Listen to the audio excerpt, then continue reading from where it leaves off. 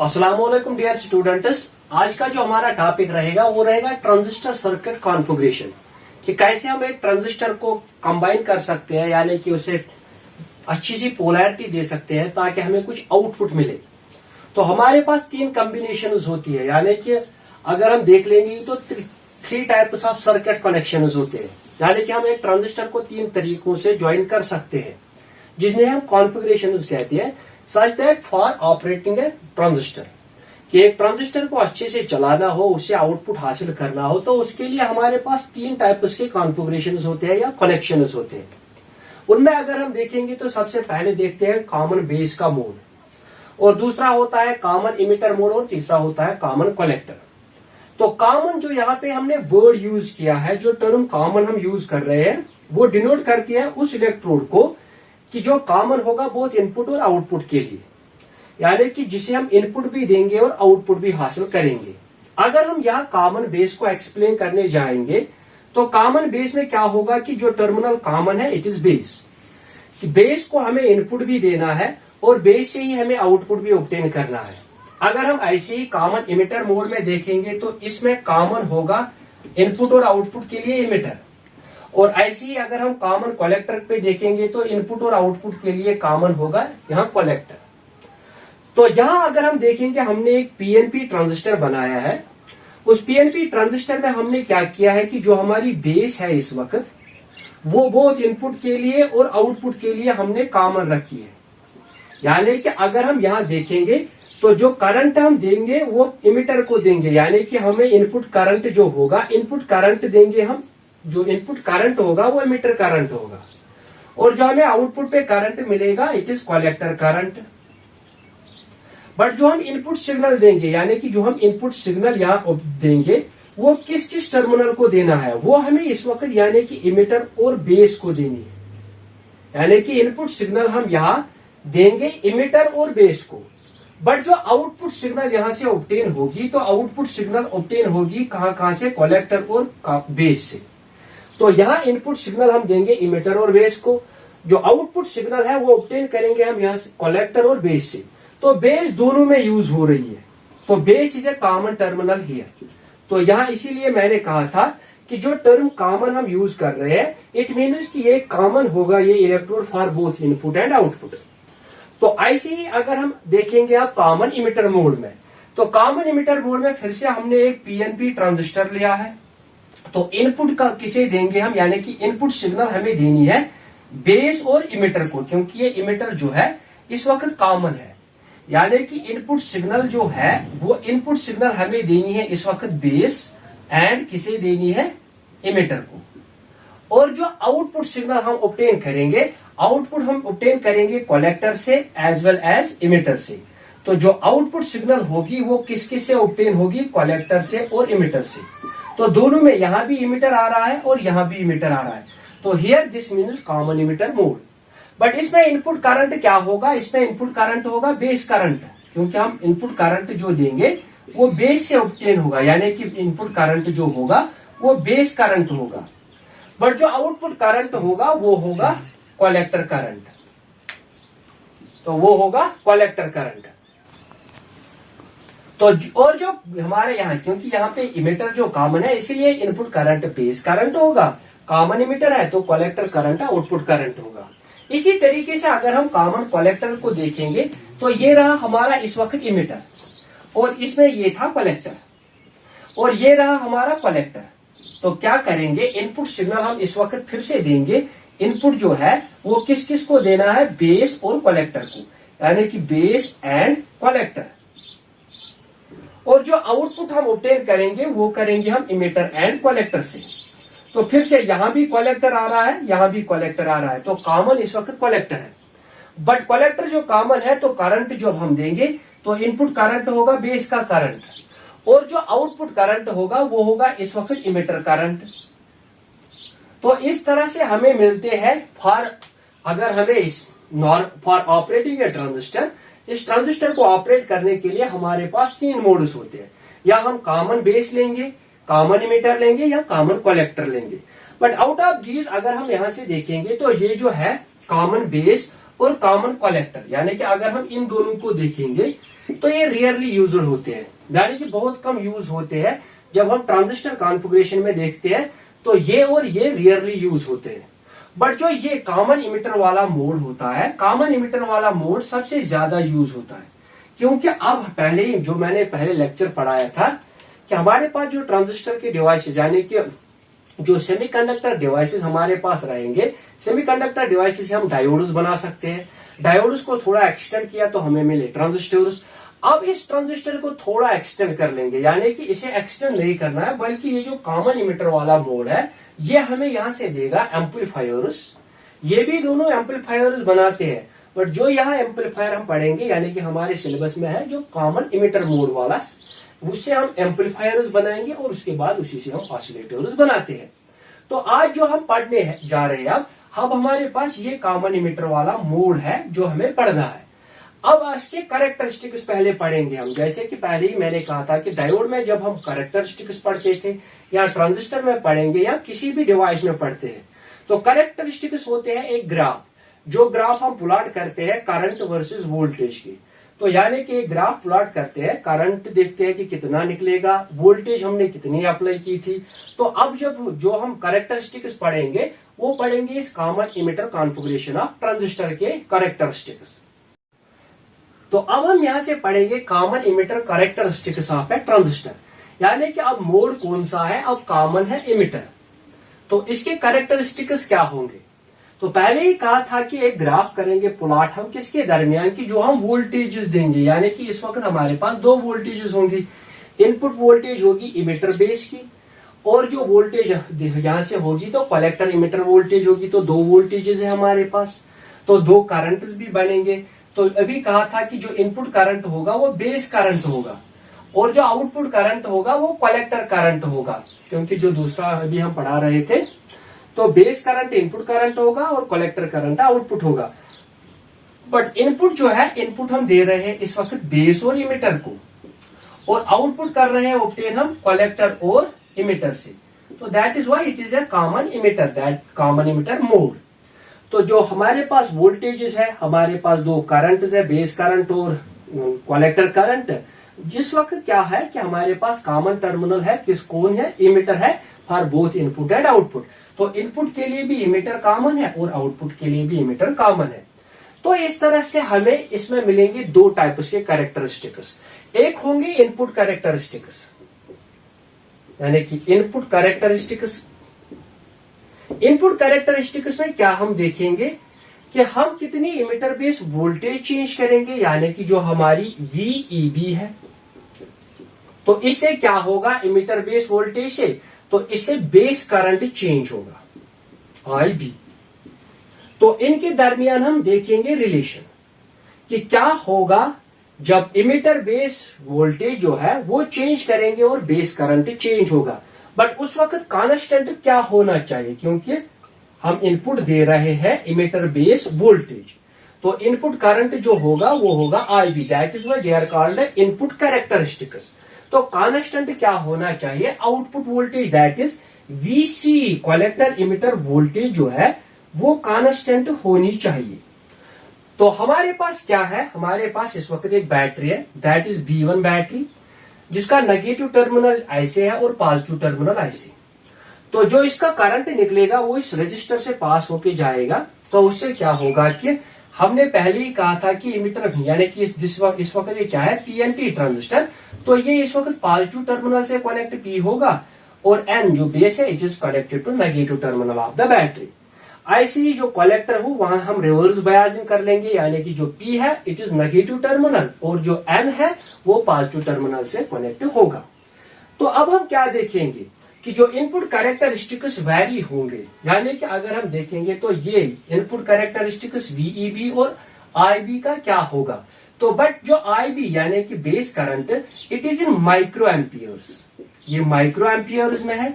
But जो collector current होगा it is in milli amperes, ये मिली एम्पियर्स में होगा। बट जो बेस करंट होगा वो माइक्रो 10⁻⁻⁶ में और ये होगा 10⁻⁻³ में, यानी कि जो कलेक्टर करंट होगा वो 1000 टाइम्स ज्यादा होगा as compare to base current. तो अब इनपुट कैरेक्टरिस्टिक्स क्या देखेंगे हम कि हम इनपुट वोल्टेज चेंज करेंगे जिससे इनपुट करंट यानी कि बेस करंट चेंज होगा, बट उस वक्त कंडीशन ये है कि जो आउटपुट यानी कि कलेक्टर इमिटर वोल्टेज है वो कांस्टेंट होनी चाहिए। अगर हम इसे आप पढ़ने जा रहे हैं इनपुट कैरेक्टरिस्टिक्स को, तो ये डायग्राम अगर हम यहां से थोड़ा मिटाएंगे तो इनपुट कैरेक्टरिस्टिक्स में क्या होगा।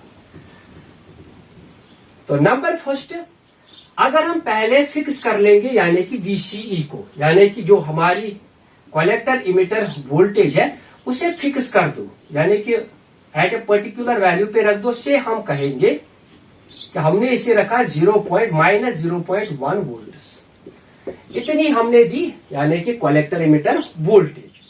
तो अब दूसरा क्या करेंगे हम कि हम VEB यानी VEB इमिटर बेस वोल्टेज को चेंज करेंगे और उसकी कारस्पॉन्डिंग चेंज, क्योंकि मैंने अभी इस डायग्राम में बनाया था कि हमारे पास वोल्टमीटर भी होगा और एमीटर भी होगा, तो वो रीडिंग चेंज देंगे हमें, यानी कि अगर हम VEB चेंज कर रहे हैं तो IB जो बेस करंट है वो कितना चेंज हो रहा है, तो इन्हें हम देखेंगे। फिर से VEB चेंज करेंगे, IB कितना चेंज हुआ, तो ये सारी रीडिंग्स हम लिख के रखेंगे, यानी कि जो कितना हमने इमिटर बेस वोल्टेज चेंज की, कितना बेस करंट चेंज हुआ। तो अब हम क्या करेंगे इनके दरमियान, नंबर थर्ड, अब हम एक ग्राफ ड्रा करेंगे।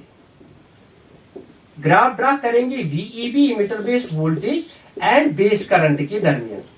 तो इस तरह से हमें नंबर ऑफ कर्व्स मिलेंगे। तो जो नंबर ऑफ कर्व्स हमें मिलेंगे कि जो VEB हमने देखा कि पहले तो हमने आउटपुट वोल्टेज जो है वो कांस्टेंट रख ली, फिर क्या देखा, फिर VEB को चेंज किया, IB इसी के साथ साथ चेंज हो रहा है। फिर हमने क्या किया कि ग्राफ प्लॉट किया इमिटर बेस वोल्टेज और करंट के दरमियान। तो इस तरह से अगर हम डिफरेंट वैल्यूज लेंगे, नंबर फोर्थ, अब VCE को फिर से फिक्स कर लो बट एक डिफरेंट वैल्यू पे, से हम कहेंगे कि -0.2 वोल्ट पे ऐसे चेंज करो। तो इस तरीके से हमें सेट ऑफ कर्व्स मिलेगा, यानी कि बहुत सारे कर्व्स मिलेंगे, तो वो रहेंगे हमारे इनपुट कैरेक्टरिस्टिक्स। तो कैसे ड्रा करेंगे कि हम यहां से लेंगे VEB इमिटर बेस वोल्टेज, तो यहां से इमिटर बेस वोल्टेज चेंज क्या होगा, base current that is IB, but IB जो है it is in micro amperes, तो ये चेंज होगा, but VEB is in volts. तो हमने क्या देखा कि जब हम इसे फिक्स कर रहे हैं आउटपुट वोल्टेज को, तो VEB को चेंज कर रहे हैं, उससे IB करंट चेंज हो रहा है। फिर रीडिंग्स उठाएंगे तो कितना चेंज होगा। अगर हम उसी जब हमने पहली वैल्यू रखी थी 0.1, तो ऐसे हमें एक कर्व मिलता है ऐसे, यानी कि जब हमने रखा था emitter VCE collector emitter voltage जब कितनी थी -0.1 वोल्ट, तो उस वक्त हमें ग्राफ ऐसे मिला। तो ऐसे ही अगर हम इसे चेंज कर लेंगे -0.2 पे, तो फिर से ऐसे ही एक ग्राफ मिलेगा ऐसे, यानी कि अब VCE कितना रखा हमने -0.2 वोल्ट। तो ऐसे ही अगर हम डिफरेंट यानी कि जो हमने वैल्यूज जहां चेंज कर रहे हैं, तो बेस करंट भी चेंज हो रहा है, तो ग्राफ देखा हमने ऐसे निकल के आ रहा है, but at different values of this, तो ग्राफ ऐसे सेम निकलेगा। तो यहां से हम कंक्लूड क्या कर सकते हैं कि इनपुट कैरेक्टरिस्टिक से, तो अगर हम देखेंगे कंक्लूजन, तो नंबर फर्स्ट, इस ग्राफ को अगर हम फिर से देखेंगे, ऑब्जर्व करेंगे, तो ये सिमिलर है PN जंक्शन डायोड के जब वो फॉरवर्ड बायस्ड मोड में होता है, यानी कि जो PN junction diode forward biased mode में होता है, तो उसी तरीके का ग्राफ हमें यहां से भी मिला, बट इनपुट कैरेक्टरिस्टिक्स में। तो क्या लिखेंगे कि it is similar to PN diode, but किस मोड में होना चाहिए, when it is forward biased.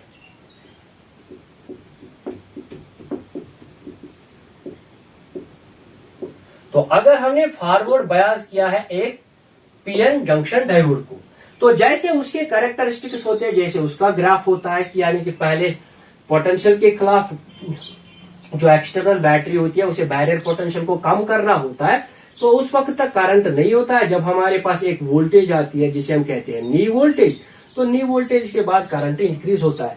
तो input characteristics of a common emitter transistor is similar to a PN junction diode when it is forward biased.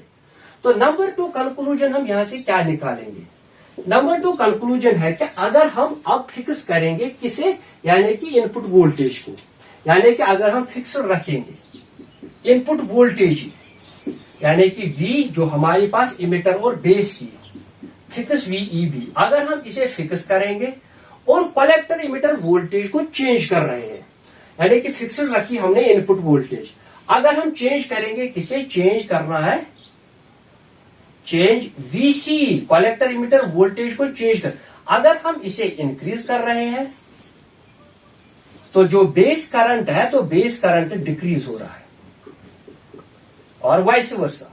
यानी कि जो number 2 conclusion में हम देख रहे हैं कि अब इमिटर बेस वोल्टेज यानी कि इनपुट वोल्टेज को फिक्स कर लो, अगर हम आउटपुट वोल्टेज को चेंज कर रहे हैं, इंक्रीज कर रहे हैं, तो उस वजह से बेस करंट डिक्रीज हो रहा है।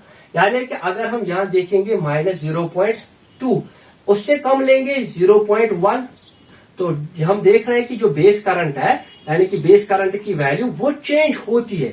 ऐसे ही अगर हम उसे फर्दर डिक्रीज करेंगे तो बेस करंट जो है बेस करंट डिक्रीज होता है। ये थे हमारे इनपुट कैरेक्टरिस्टिक्स। नाउ अब हम आउटपुट कैरेक्टरिस्टिक्स पढ़ेंगे। तो आउटपुट कैरेक्टरिस्टिक्स में हम क्या देखेंगे, आउटपुट कैरेक्टरिस्टिक्स में हम देखेंगे कि अब कलेक्टर करंट जो है उसे क्या होगा जब हम कलेक्टर इमिटर वोल्टेज को चेंज करेंगे। तो अगर हम अब देखेंगे आउटपुट कैरेक्टरिस्टिक्स, तो आउटपुट कैरेक्टरिस्टिक्स में हम देखेंगे कि हम चेंज कर रहे हैं the variation of VCE collector emitter voltage की, तो उस वजह से क्या होगा, कलेक्टर करंट चेंज होगा। तो इनके दरमियान हम एक ग्राफ प्लॉट कर लेंगे जो हमें output characteristics of A transistor देंगे। बट उस वक्त कांस्टेंट क्या होना चाहिए, उस वक्त कांस्टेंट होना चाहिए बेस करंट, कांस्टेंट होना चाहिए IB। तो बेस करंट कांस्टेंट होना चाहिए। ऐसे ही अगर हम देखेंगे कि अब कैसे, यानी कि पहले हमने कहा था कि इनपुट में इनपुट वोल्टेज और इनपुट करंट, तो आउटपुट कैरेक्टरिस्टिक्स में आउटपुट वोल्टेज और output current, but output current collector current है, आउटपुट वोल्टेज है VCE कलेक्टर इमिटर। बट हमने कहा था उसमें इनपुट में कि VCE कांस्टेंट होना चाहिए, बट इसमें क्या होना चाहिए, बेस करंट कांस्टेंट होना चाहिए। तो अब जाके हम क्या करेंगे, अब हम बेस करंट को फिक्स कर लेंगे, यानी कि अब हम कहेंगे कि नंबर 1 क्या देखेंगे कि अब IB को फिक्स कर लो बेस करंट को।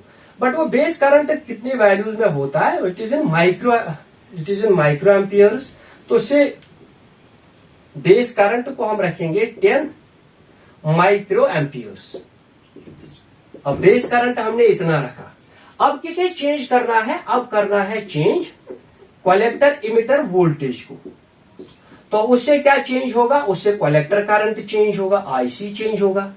तो अब हम क्या करेंगे कि इसके डिफरेंट वैल्यूज लेंगे, वो डिफरेंट वैल्यूज हम यहां से देखेंगे, और जो ये है यानी कि एमीटर वो हमें देगा कलेक्टर करंट। तो इस तरह से हम इसे चेंज करेंगे, हमें ये रीडिंग्स मिलेंगी, तो बहुत सारे वैल्यूज मिलेंगे। तो अब हमें ग्राफ किसके दरमियान डालना है, VCE यानी कि कलेक्टर इमिटर वोल्टेज और जो कलेक्टर करंट मिलेगा यहां से। फिर क्या करेंगे कि जो हमारा बेस करंट है, पहले ही कहा था, यानी कि बेस करंट को हमने फिक्स्ड किया, तो फिर से हमें ऐसे ही कुछ कर्व्स मिलेंगे। तो कैसे मिलेंगे वो कर्व्स आउटपुट कैरेक्टरिस्टिक्स में, फिर कौन क्या कंक्लूजन हम वहां से निकाल सकते हैं। तो ऐसे ही हम देखेंगे कि अब हम ग्राफ प्लॉट करेंगे इनके दरमियान VCE कलेक्टर इमिटर वोल्टेज, इसके दरमियान जो वोल्टेज में होगी, और यहां से हम क्या डालेंगे, कलेक्टर करंट। कलेक्टर करंट इस वक्त मिली एम्पियर्स में होता है, पहले ही कहा था कि 1000 टाइम्स ज्यादा होंगे क्योंकि बेस करंट तो माइक्रो एम्पियर्स में है। जब हमने देखा कि ग्राफ कैसे प्लॉट आ रहा है, तो ऐसे आ रहे हैं हमारे ग्राफ। मान लो ये हमारा 0 मिली एम्पियर था, जब बेस करंट 0 मिली एम्पियर था तो कलेक्टर करंट ऐसे मिला हमें। ऐसे ही अब हमने देखा कि हम उसे 10 माइक्रो एम्पियर रख रहे हैं बेस करंट को, कलेक्टर वोल्टेज को इंक्रीज कर रहे हैं, तो कलेक्टर करंट यानी कि कलेक्टर इमिटर वोल्टेज को इंक्रीज कर रहे हैं तो कलेक्टर करंट इंक्रीज होगा। अब हम देखेंगे कि जब हमने 10 माइक्रो एम्पियर दिए बेस करंट, तो कलेक्टर करंट इंक्रीज होता है, फिर हायर वैल्यूज तो ये कांस्टेंट रहता है। ऐसे ही अगर हम इसे अब 20 बनाएंगे, 20 माइक्रो एम्पियर्स, तो फिर से कलेक्टर करंट इंक्रीज हो रहा है, फिर कांस्टेंट हो रहा है। ऐसे ही हमें बहुत सारी वैल्यूज दिखेंगे, यानी कि ऐसे ही हमें बहुत सारी वैल्यूज मिलेंगे कलेक्टर करंट की।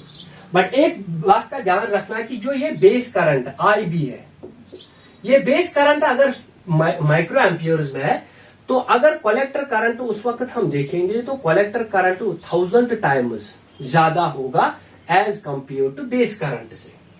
तो हम जितनी बेस करंट चेंज करेंगे, कलेक्टर करंट उतनी ज्यादा चेंज हो रही है। तो अब हम यहां से क्या कंक्लूड करेंगे, यानी कि जब ये मिली एम्पियर एमीटर जो है ये हमें रीडिंग्स देगा किसकी, कलेक्टर करंट की।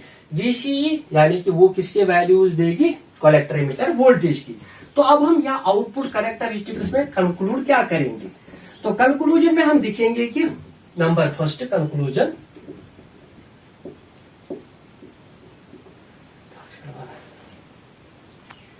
तो क्या मिला हमें, यानी कि कंक्लूजन में हम क्या कहेंगे कि हमें तो यहां से मिले एक सेट ऑफ कर्व्स, यानी कि 0 माइक्रो एम्पियर यानी कि जब बेस करंट था, ऐसे 10 माइक्रो एम्पियर पे, 20 माइक्रो एम्पियर पे, तो सेट ऑफ कर्व्स मिले हमें यहां से।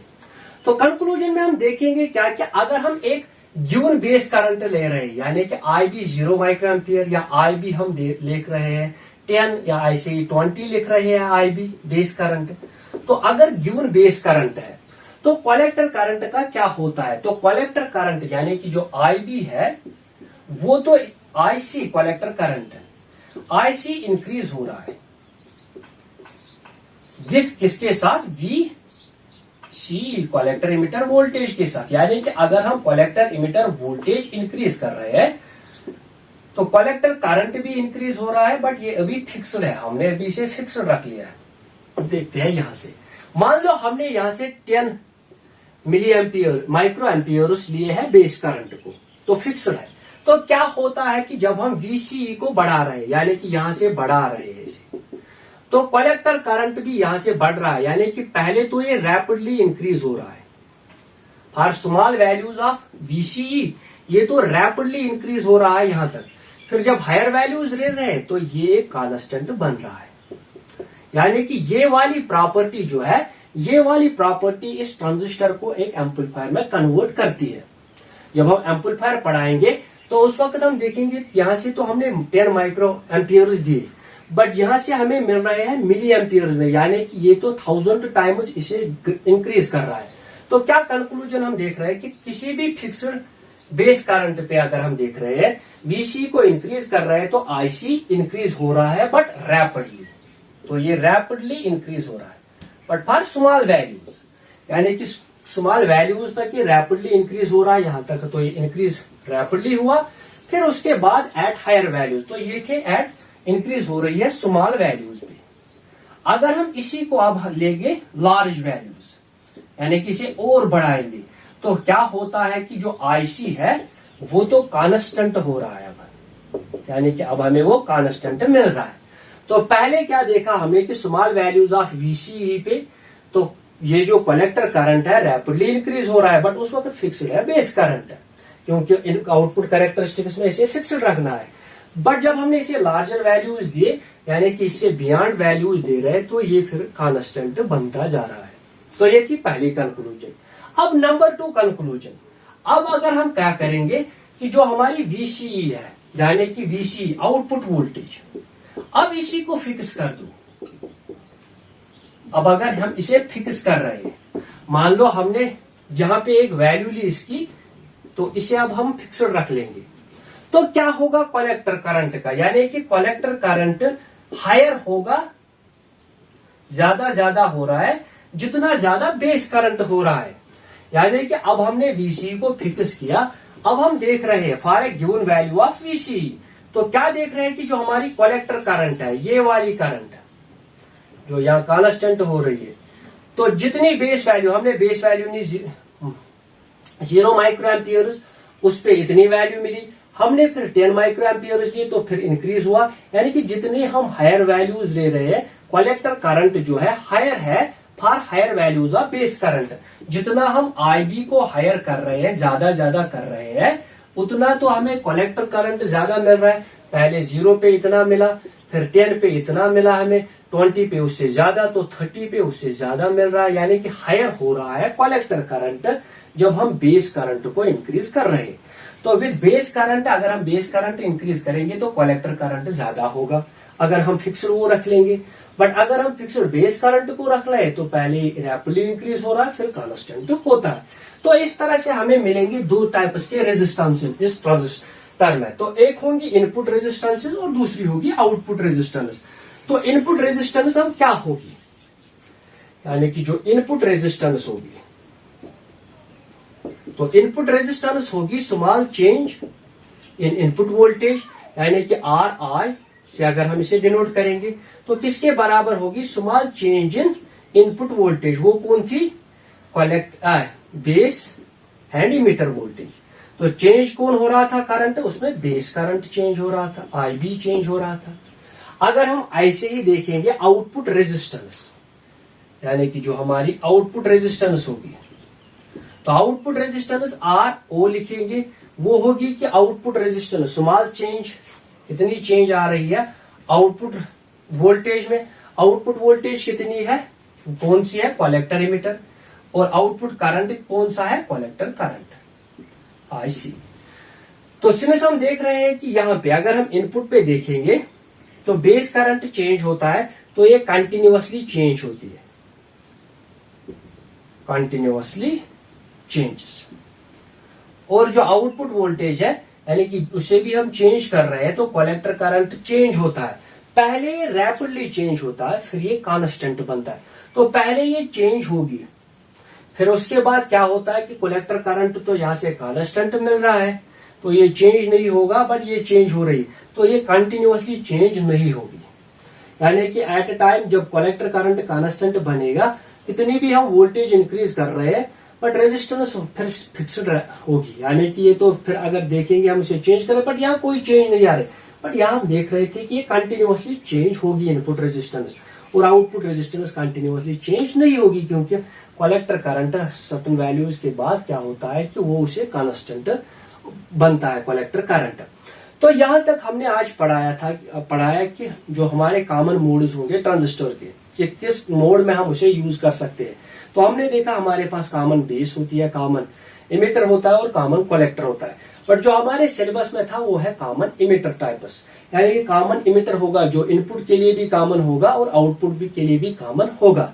तो फिर हमने पढ़े उसकी कैरेक्टरिस्टिक्स की, कैसे हम वोल्टेजेस वेरी कर रहे हैं, कैसे करंट्स वेरी हो रहा है, क्योंकि हमारे पास दो वोल्टेजेस होंगी, इनपुट वोल्टेज होगी जो बेस और इमिटर को देंगे, तो इनपुट करंट होगा बेस करंट, और जो आउटपुट करंट होगा वो कलेक्टर करंट होगा, और आउटपुट वोल्टेज होगी कलेक्टर इमिटर वोल्टेज।